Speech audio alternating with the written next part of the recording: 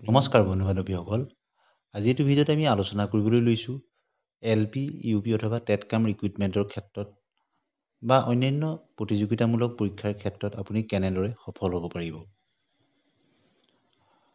যিহেতু বিজ্ঞাপন প্ৰকাশ হোৱাৰ 4-5 মাহ হৈ গ'ল, বহুজনৰ তেওঁলোকৰ আমনি লাগিছে যে কেতিয়াকৈ নেক্সট প্ৰচেছটো হ'ব, চাকৰি পাম বা নাপাম। কিন্তু এই ক্ষেত্ৰত এজ এ কেণ্ডিডেট আপোনালোকে ধৈৰ্য ধৰিব লাগিব সঠিক সময়ৰ কাৰণে। কিয়নো এনে বহু প্ৰাৰ্থী আছে যি 2012 চনৰ পৰাই টেটৰ কাৰণে আবেদন কৰিছে। অলপ নম্বৰৰ কাৰণে বা অন্যান্য কাৰণত তেওঁলোকৰ নামটো ফাইনেল মেৰিট লিষ্টত অহা নাই। তেনে প্ৰাৰ্থীও কিন্তু এতিয়ালৈকে যিসকলৰ বয়স আছে তেওঁলোক আছে। তেওঁলোকৰ ধৈৰ্যটো আপোনালোকে ভাবি চাব। আৰু এনে বহু প্ৰাৰ্থী আছে যি টেট উত্তীৰ্ণ হৈয়ে লগালগ চাকৰি পাইছে। গতিকে কাৰোবাৰ ক্ষেত্ৰত বহু বছৰ অপেক্ষা কৰিবলগীয়া হৈছে আৰু কোনোবাই টেট উত্তীৰ্ণ হৈয়ে চাকৰি পাইছে। যিহেতু বৰ্তমান প্ৰতিযোগিতাৰ লেভেলটো বহু ওপৰত, সেইকাৰণে আপুনি নিজক কেনেদৰে আপডেট কৰি ৰাখিব। যিদৰে মোবাইল বা তেনেধৰণৰ ইলেক্ট্ৰনিক্স বস্তুবিলাকৰ ক্ষেত্ৰত সময়ে আপডেট কৰি থাকিবলগীয়া হয়, তেনেদৰে এজ এ কম্পিটিটৰ LPৰ ক্ষেত্ৰতে হওক, UPৰ ক্ষেত্ৰতে হওক, টেট কাম ৰিক্ৰুইটমেণ্টৰ ক্ষেত্ৰতে হওক, ADৰ ক্ষেত্ৰতে হওক, আপুনি যাৰ কাৰণে প্ৰস্তুতি চলাইছে সেই ক্ষেত্ৰত কিন্তু আপুনি নিজক আপডেট কৰি ৰাখিব লাগিব। তাৰ কাৰণে প্ৰথম আটাইতকৈ গুৰুত্বপূৰ্ণ কথাটো হ'ল মনটো স্থিৰ কৰি ৰাখিব লাগিব, মনটো ঠাণ্ডা কৰি ৰাখিব লাগিব। হতাশ আৰু নিৰাশ যি মনোভাৱ, তাক কিন্তু আপুনি প্ৰশ্ৰয় দিব নালাগিব। হতাশা আৰু নিৰাশা এনেকুৱা এটা বস্তু যি একবাৰ আপোনাৰ মনত শিপোৱাৰ লগে লগে সি বহল হৈ গৈ থাকিব, আপোনাক মানসিকভাৱে ডিপ্ৰেশ্যনৰ পৰ্যায়লৈকে লৈ যাব। গতিকে লক্ষ্য আৰু উদ্দেশ্য আগত ৰাখি নিজৰ কৰ্ম আপোনালোকে কৰি যাওক, ফলাফল নিশ্চয় ভাল হ'ব। আৰু নিজকে কেনেকৈ আপডেট কৰি ৰাখিব। গতিকে এই ক্ষেত্ৰত LP আৰু UPৰ ক্ষেত্ৰত যিসকলৰ টেটৰ নম্বৰ কম, যাৰ বয়স আছে, তেওঁলোকে কিন্তু বৰ্তমান যিহেতু নতুন পদ্ধতিত টেটৰ নম্বৰৰ ওপৰতে যথেষ্ট গুৰুত্ব দিয়া হৈছে। মই অন্যান্য ভিডিঅ'টো কওঁ যে তেওঁলোকে CTETৰ যোগেদি কিন্তু নিজৰ নম্বৰটো বৃদ্ধি কৰি প্ৰতিযোগিতাত নিজক বৰ্তি ৰখাৰ কাৰণে চেষ্টা কৰিব লাগিব। কেৱল মাত্ৰ কেতিয়া মেৰিট লিষ্ট ওলাব, কেতিয়া ভেৰিফিকেশ্যন হ'ব, সেইখিনি খবৰ ৰাখি থাকিলেই নহ'ব। লগতে যদি কিবা কাৰণত মেধা তালিকাত আপোনাৰ নামটো নাহে, পৰৱৰ্তী বিজ্ঞাপনৰ কাৰণে কিন্তু আপুনি এতিয়াৰ পৰা প্ৰস্তুত হৈ থাকিব লাগিব। আৰু এইদৰে বহুতেই কিন্তু আগন্তুক যি CTET হ'ব জুলাই মাহৰ 7 তাৰিখে, তাৰ কাৰণেও বহুতে পঢ়ি আছে। কেৱল খবৰ ৰাখি থাকিলেই নহ'ব। আপুনি নিজক নম্বৰ বৃদ্ধি কৰি আপোনাৰ সুযোগটো বৃদ্ধি কৰিবৰ কাৰণে আপুনি চেষ্টা কৰিব লাগিব।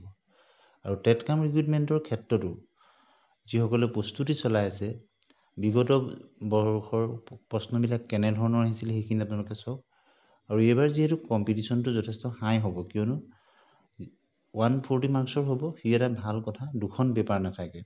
ইয়াৰ আগৰ বৰ্ষত যিসকলে টেট পৰীক্ষা দিছিল হাইস্কুল হায়াৰ ছেকেণ্ডেৰীৰ ক্ষেত্ৰত, তেওঁলোকে 2খন পেপাৰ দিবলগীয়া হৈছিল। কোনোবা এখন পেপাৰত তেওঁলোকৰ বেয়া হৈছিলে, এখনত বহুত ভাল নম্বৰ পোৱাটো তেওঁলোক 1 নম্বৰ 2 নম্বৰৰ কাৰণে তেওঁলোকে বঞ্চিত হৈছিল। কিন্তু এইবাৰ 140 মাৰ্কছৰ এখনেই কুৱেশ্যন পেপাৰ হ'ব।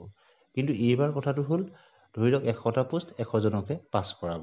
গতিকে আগতে এটা নিৰ্দিষ্ট মাৰ্কছ ধৰি দিছিল কেটেগৰী ৱাইজ, তেওঁলোক সকলোৱে পাছ কৰিছিল। কিন্তু এইবাৰ এখনেই পেপাৰ হ'ব, 140 মাৰ্কছৰ হ'ব। তাত যিহেতু চিলেবাছত কি থাকিব, পেডাগজি, জেনেৰেল ইংলিছ, এইখিনি ইতিমধ্যেই গম পাইছে, আছাম ইংলিছ পিপুল, যিখিনি আছে সেইখিনি আপোনালোকে থ্ৰ'লি পঢ়া শুনা কৰি থাকক। বা যিসকলে ADR কাৰণেও প্ৰিপেৰেশ্যন চলাই আছে, তেওঁলোকে এটা কথাই ভাবিব লাগিব, যিহেতু পোষ্টৰ সংখ্যা কম, প্ৰাৰ্থীৰ সংখ্যা যথেষ্ট বেছি। গতিকে সময়ৰ সদব্যৱহাৰ কৰাটো কিন্তু অতি জৰুৰী কথা। আৰু সময়ৰ মূল্য যদি দিব পাৰে, নিশ্চয় এদিন আপুনি সফল হ'ব পাৰিব। সময় আৰু কথা এই দুটা বস্তুত মানুহৰ যথেষ্ট ভেলু দিবলৈ চেষ্টা কৰিব লাগিব। নিজকে সদায় বুষ্ট আপ কৰি ৰাখিব লাগিব। তাৰ কাৰণে শাৰীৰিক ব্যায়াম কৰি থাকিব লাগিব, মাজে সময়ে খোৱা বোৱাত যথেষ্ট গুৰুত্ব দিব লাগিব, সুষম আহাৰ খাব লাগিব। আৰু লগতে শৰীৰটোৰ লগতে মনটোকো কিন্তু সুস্থ আৰু ঠাণ্ডা মগজু কৰি ৰাখিব লাগিব। তেতিয়াহে আপুনি ভালদৰে পঢ়া শুনা কৰিব পাৰিব, তেতিয়াহে আপুনি সুস্থভাৱে চিন্তা কৰি আগবাঢ়ি যাব পাৰিব। আৰু অন্যান্য ধৰণৰ বন্ধু বান্ধৱ যিসকলৰ পৰা আপুনি অনুপ্ৰেৰণা পায় সেইসকলৰ লগতে থাকিব, যাৰ দ্বাৰা আপোনাৰ বেয়া দিশত আপুনি আগবাঢ়ি যাব, সেইসকল বন্ধুৰ পৰাও কিন্তু আপুনি আঁতৰি থকাই ভাল। যদি আপোনাৰ তেনেকুৱা বিশেষ ভাল বন্ধু নাই, আপুনি কিতাপৰ লগত বন্ধুত্ব কৰক। এখন ভাল কিতাপ এজন ভাল বন্ধুৰ নিচিনা। গতিকে যিহেতু বহু বছৰ শিক্ষকতাৰ লগত জড়িত হৈ আছোঁ, ছাত্ৰ ছাত্ৰীসকলকো এইখিনি কথা কওঁ, আৰু এজ এ কমিউনিটি আপোনালোকৰ লগতো এইখিনি কথা আজি আলোচনা কৰিলোঁ। আৰু কথাখিনি যদি আপোনালোকে ভাল পাইছে, কমেণ্ট ছেকশ্যনত আপোনালোকৰ মতামত জনাব।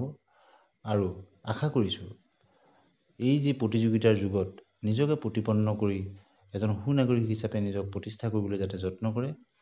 LPৰ ক্ষেত্ৰতে হওক, UPৰ ক্ষেত্ৰতে হওক, টেটকাম ৰিক্ৰুইটমেণ্টৰ ক্ষেত্ৰতে হওক বা ADR ক্ষেত্ৰতে হওক, যিসকলে প্ৰস্তুতি চলাই আছে তেওঁলোকৰ নিজৰ চান্সটো যাতে বৃদ্ধি কৰিব পাৰে, আৰু কেৱল মাত্ৰ এটাতে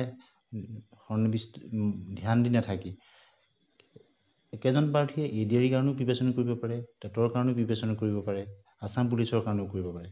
গতিকে সকলোবিলাকতে অনলাইন কৰি তেওঁ ভালদৰে ৰুটিন মেইনটেইন কৰি পঢ়িব লাগিব। সেইমতে ৰিভিজনবিলাক কৰি থাকক। কেৱল মাত্ৰ পঢ়ি গৈ থাকিলেই নহ'ব, প্ৰিভিয়াছ ইয়েৰ কুৱেশ্যন পেপাৰসমূহ ভালদৰে আপোনালোকে চাওক, যিহেতু সময় যথেষ্ট পাইছে। গতিকে সেই অনুযায়ী আপোনালোকে পঢ়া শুনা কৰি নিজৰ বেষ্টতকৈও বেষ্ট দিবলৈ চেষ্টা কৰক, 100ত 100 দিবলৈ চেষ্টা কৰক। নিশ্চয় আপোনালোকে সফল হ'ব পাৰিব। আৰু শেহতীয়া খবৰ পোৱাৰ লগে লগেই ADR ক্ষেত্ৰতে হওক, আছাম পুলিচৰ ক্ষেত্ৰতে হওক, APSC ক্ষেত্ৰতে হওক বা অন্যান্য চাকৰি বাকৰিৰ ক্ষেত্ৰতে হওক, আমাৰ চেনেলৰ লগত জড়িত হৈ থাকিব। শেহতীয়া বা বাতৰি পোৱাৰ লগে লগে আপোনালোকক জনাবলৈ চেষ্টা কৰিম। LP UP ভেৰিফিকেশ্যনৰ ক্ষেত্ৰতে হওক, শেহতীয়া বা বাতৰিৰ কাৰণে আমাৰ চেনেলৰ লগত জড়িত হৈ থাকিব। আৰু আপোনালোকৰ মন্তব্য